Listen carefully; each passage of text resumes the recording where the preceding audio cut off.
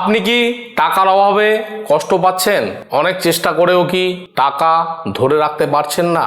তাহলে আজকের এই ভিডিওটা আপনার জন্যই। কারণ আজ আমি এমন কিছু গোপন উপায় বলবো যেগুলি করলে লক্ষ্মী দেবী নিজে থেকেই আপনার ঘরে আসবেন। ভিডিওটা শেষ পর্যন্ত দেখবেন, কারণ শেষে একটা শক্তিশালী টোটকা আছে।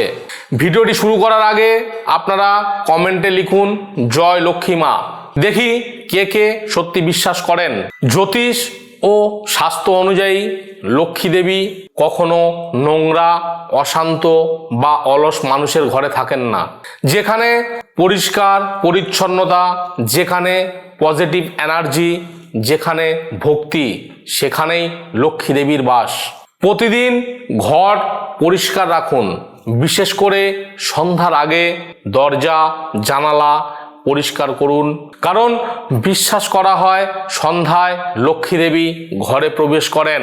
প্রতিদিন সন্ধ্যায় তুলসী গাছ বা ঘরের মন্দিরে প্রদীপ জ্বালান।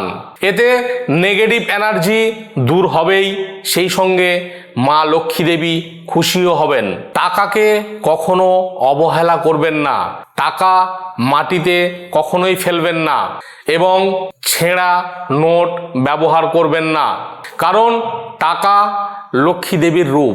এখন যে উপায়টা বলবো, এই উপায়টা মানুষ খুবই কম জানে। কিছু টোটকা টিপস আমি আপনাদেরকে বলবো, যদি আপনারা এটি করতে পারেন তাহলে অবশ্যই আপনার এই সমস্যাগুলো থেকে আপনি মুক্তি পাবেন এবং মা লক্ষ্মী আপনার ঘরে বিরাজমান হবে। শুক্রবার হচ্ছে একটি বিশেষ দিন। শুক্রবার লক্ষ্মী দেবীর দিন। এই দিন সাদা বা গোলাপি পোশাক পরুন।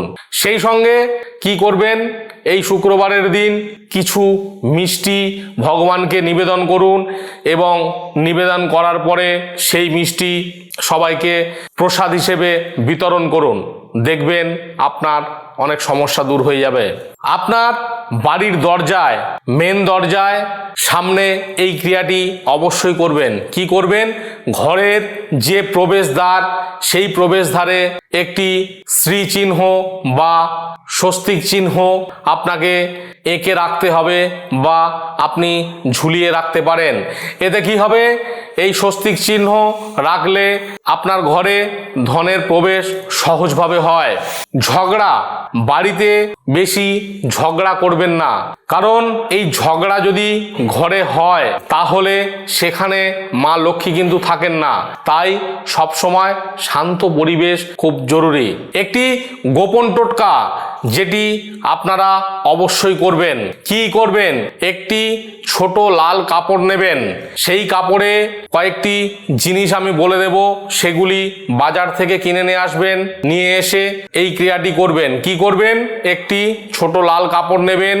সেই লাল কাপড়ে 5টি লবঙ্গ, 5টি এলাচ এবং একটা 1 টাকার কয়েন, সেটিকে রেখে ভালো করে বাঁধবেন।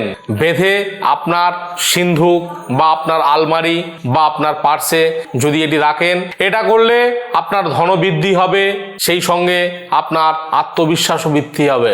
ভোরবেলাতে আপনি ঘুম থেকে উঠুন। ভোরে উঠলে কি হয়, পজিটিভ এনার্জি বাড়ে।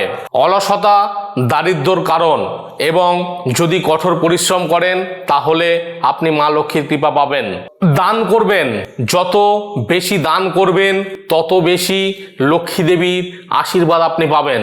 তাই প্রতিনিয়ত আপনারা গরিবদেরকে সাহায্য করুন, গরিবদেরকে দান করুন। দেখবেন আপনার যা দান করছেন তার দ্বিগুণ আপনার ফিডব্যাক চলে আসবে। একটি বিশেষ মন্ত্র, সকালে স্নান করে ওঠার পরে যখন আপনার গৃহ মন্দির বা ঠাকুরের কাছে যখন যাবেন, মনে মনে আপনি 11 বার এই মন্ত্রটি জপ করবেন।